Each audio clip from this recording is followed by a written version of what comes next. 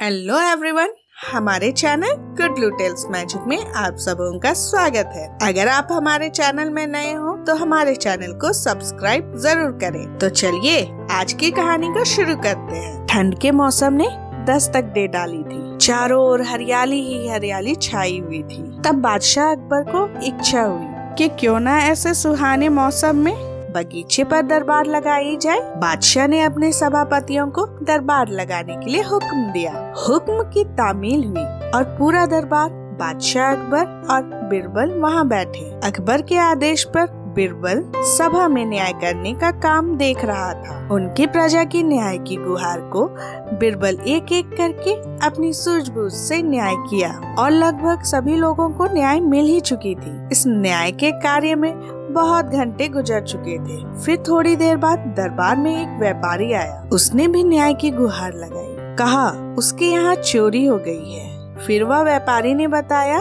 कि एक बार वह दिल्ली गया था। वहाँ उसने एक कबूतर देखा जिसके पंख सोने के थे और उसने वह कबूतर 20 सोने के सिक्के देकर खरीद लिए। फिर वापस आकर उस कबूतर को पिंजरे में रखा और रोज सुबह शाम उसे दाना देता था। फिर एक दिन उस व्यापारी को कुछ काम से बाहर जाना था तो उसने दाना डालने का काम अपने घर के नौकरों को दे दिया। फिर जब अगले दिन वह वापस लौटा तो देखा कबूतर अपने पिंजरे में नहीं है। मुझे अपने नौकरों पर शक है पर मेरे पास सबूत नहीं है। फिर उस व्यापारी के शक के आधार पर उसके घर के नौकरों को पेश किया गया। उनसे कई एक सवाल पूछे गए परंतु किसी ने कोई उत्तर नहीं दिया। यह बताना मुश्किल हो गया कि किसने कबूतर चुराया है। तब बिरबल उठा और उन नौकरों के चारों ओर चक्कर लगाते हुए जोर जोर से हंसना शुरू कर दिया। दरबार में सभी हैरान, ये क्यों हंस रहा है। फिर अकबर ने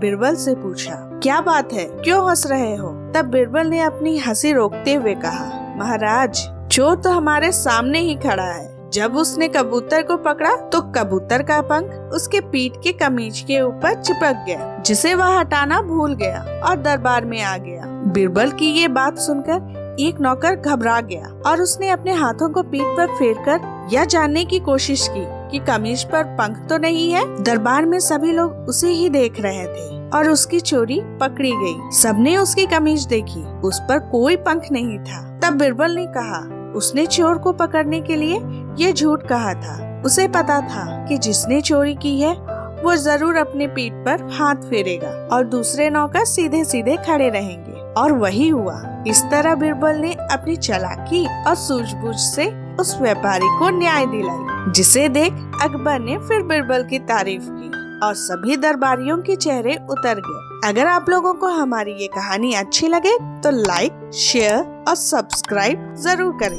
थैंक यू।